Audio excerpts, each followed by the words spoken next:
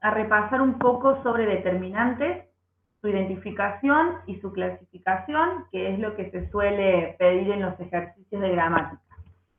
En primer lugar, ¿cómo los identifico? ¿Cómo los veo? Siempre hay que tratar de hacerlo en el texto, no con un listado de palabras, porque sí o sí necesitamos ver su desempeño en el texto. ¿Por qué? Porque la razón de ser del determinante es acompañar al sustantivo. Siempre que aparecen en el texto, van a estar acompañando al sustantivo. Y, a diferencia de los adjetivos, van siempre delante de ese sustantivo al que acompañan y complementan. Los determinantes se utilizan en los textos justamente para agregar información sobre ese sustantivo al que están complementando. Depende del tipo de información que agreguen, es el tipo de determinante. Entonces, ¿cómo los clasifico? Siempre observando en el texto, observando a qué sustantivo están complementando y qué información le agregan, voy a poder visualizar a cuál de los tipos de determinantes corresponde. Hay que tener cuidado porque algunas de estas clases de determinantes, como por ejemplo los demostrativos, los relativos, los interrogativos, exclamativos, a veces se parecen con otras clases de palabras, como por ejemplo los pronombres. Es decir, pertenecen a las famosas clases transversales, en las que una misma palabra, dependiendo cómo esté usada en el texto, puede estar cumpliendo función de determinante o de pronombre. Por eso repito lo mismo, hay que verlo en el texto. ¿Cómo saber si es un determinante o alguna de esas otras clases transversales? Porque el determinante siempre acompaña a un sustantivo. Dentro de esos tipos, el más utilizado es el determinante artículo. Es el que más observamos en los textos y no tienen significado propio, sino que le añaden un significado flexivo, por ejemplo, género y número, al sustantivo al que complementan. Pueden ser artículos determinados o bien indeterminados. Cuando, si bien determinan género y número, porque no es lo mismo decir uno que decir una, decir un que decir una, hay un claro cambio entre lo que es género y número, pero indeterminado en cuanto a cantidad. En segundo lugar, los determinantes demostrativos, que estos son los que se suelen confundir con los pronombres también. Los demostrativos determinan o demuestran, como la misma palabra dice, distancia. No es lo mismo decir este suéter que decir aquel suéter. Claramente hay una diferencia de distancia entre uno y otro. Normalmente cuando los utilizamos coloquialmente, o sea, en nuestro desempeño oral de todos los días, no nos damos cuenta, pero efectivamente hacemos esta distinción a la hora de usarlos de acuerdo a la distancia que están representando. Los posesivos, como bien la palabra lo dice, determinan la posesión o la pertenencia con respecto al sustantivo.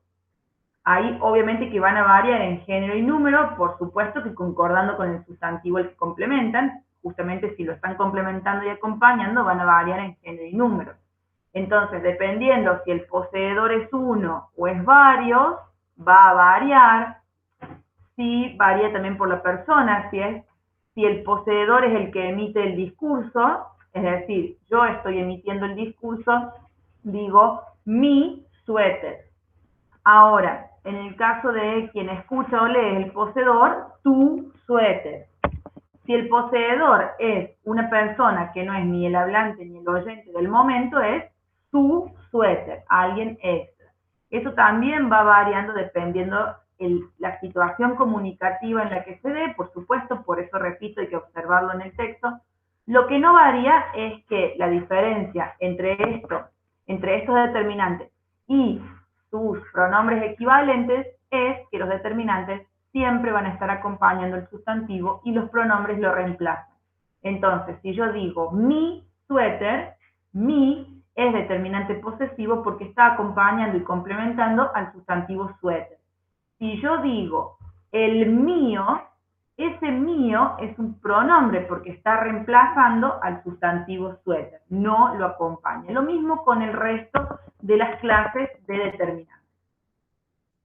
Hay una una clase a la que se le denomina cuantificadores porque establecen una cierta noción de cantidad. Esa cantidad puede ser definida, en el caso de los numerales, por ejemplo, 3 barcos, o indefinida, por ejemplo, si digo alguno, ninguno, donde hay una noción de cantidad, pero no una cantidad específica.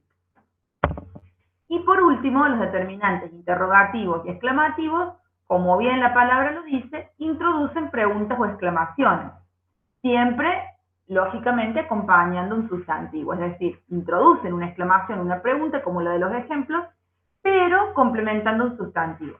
Entonces, en ese caso podemos encontrarlas en preguntas y exclamaciones directas, es decir, utilizando los signos correspondientes, o indirectas, donde los signos no están, sino que se dan a entender y nos damos cuenta por el sentido en la oración misma. Veamos un ejemplo de análisis. En estos dos ejemplos está bien marcado el determinante, es el que está remarcado en negrita. En el primer caso es un determinante demostrativo porque demuestra distancia. Yo digo este libro y está acompañando y complementando al sustantivo libro. Entonces está correctamente marcado y analizado identificado y clasificado. El segundo ejemplo también lo identificamos, ¿por qué? Porque introduce una interrogación, en este caso tenemos los signos, así que se puede ver claramente, y además está complementando un sustantivo que en este caso es libro. Por eso mismo es un determinante interrogativo. En estos otros dos ejemplos veremos casos erróneos. ¿Cuál es la diferencia? Aquí no están acompañando y complementando ningún sustantivo, sino que los están reemplazando. Por eso mismo son pronombres. Como verán, se escriben exactamente igual y se clasifican igual, pero ya dejan de ser determinantes. Estas son las famosas clases transversales y hay que tener cuidado, justamente por eso decía, de observarlo en el texto y observar cómo está siendo usado en esa oración. ¿Qué es importante recordar? Tener cuidado con esas clases transversales, repito lo mismo, observar la función que está cumpliendo en ese texto. Si está acompañando un sustantivo, puede ser determinante. Es decir, para que estemos marcando un determinante, tiene que poder identificarse el sustantivo al que complementa. Por eso mismo es importante atender a su uso en el texto mismo. Y tener presente esto. Siempre, siempre acompañan y complementan a un sustantivo, que puede estar seguido, como en los ejemplos que observábamos,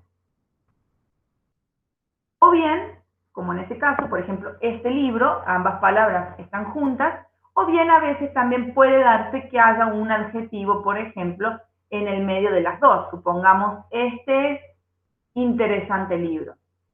El determinante sigue complementando al sustantivo. Eso es lo fundamental.